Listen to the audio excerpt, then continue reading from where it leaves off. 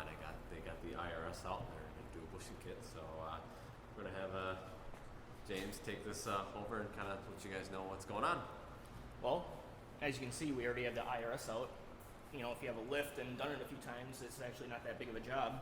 You learn what pieces need to come off and what parts you can leave on the car, and it's a pretty straightforward job. You know, it comes right out. The hard part is putting it back in.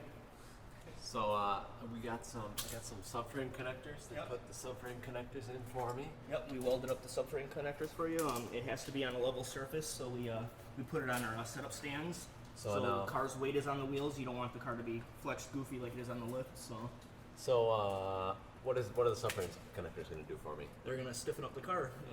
As you can see how flimsy all the sheet metal looks underneath the car. This just really ties the car together. Sweet.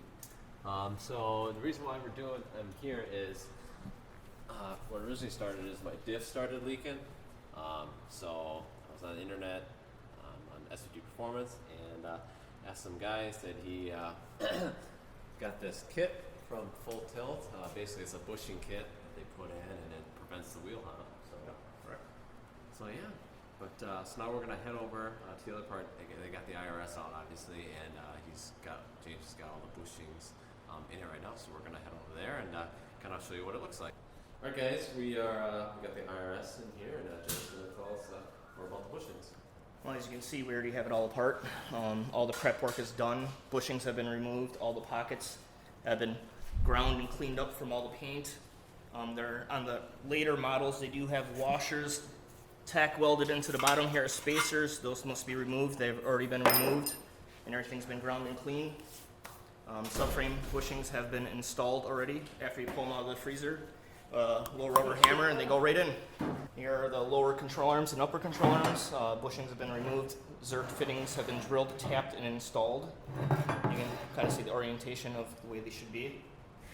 All of our bushings come pre-packaged with their locations, so when you put them in the freezer, you want to make sure they stay together, because once they come out of the freezer, as you can see, they slide right in, and after they warm up to room temperature, you can see as this one here, they're locked in. They don't go anywhere, and it's a nice, simple install.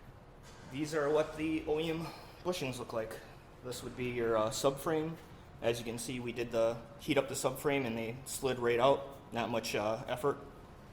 LCA bushings, because it had a few more miles, you can see that they were rusted in there pretty good.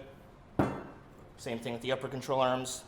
You have to cut a little relief in there for the tool to clear. They come right out. Diff mounts, that's your rear diff mount. You can kind of see that it's already coming apart there. Right there is coming apart, so that was pretty floppy in there. These are front diff mounts, also kind of flimsy.